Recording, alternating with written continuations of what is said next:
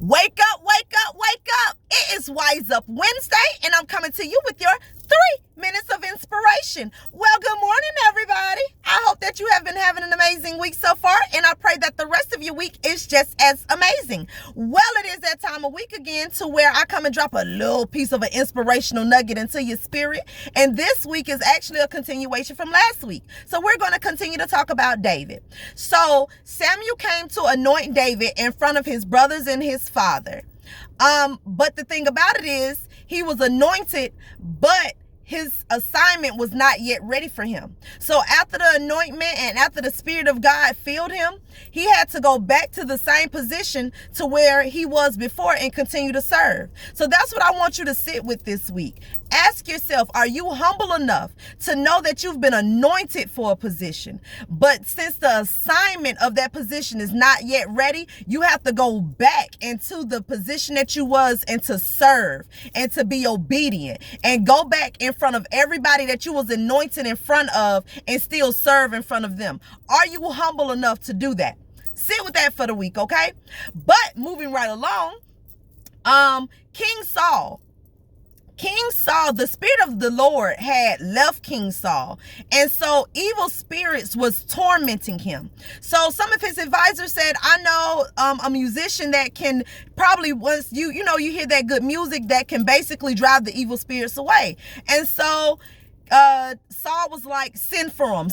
And it ended up being David. So David came into position, and because he was a beautiful musician. And you know what? Something else just fell in my spirit. Saul had lost. The Spirit of God had left Saul because Saul went against God's heart. He went against God's commands. And so the power that Saul once had was stripped of him, but he was still in position. He was still in position of king, but he had no more power of king.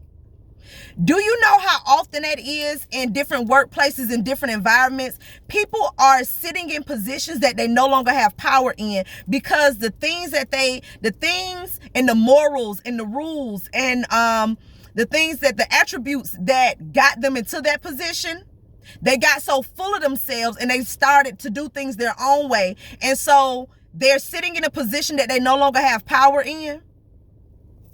My God.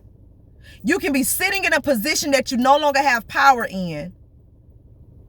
And you can also, let me tell you how funny God works. He can also bring somebody in that you requested to groom up under you to eventually take your position. My God. Okay, so yeah, I thought it was going to be about David, but it turned all about Saul because Saul was placed.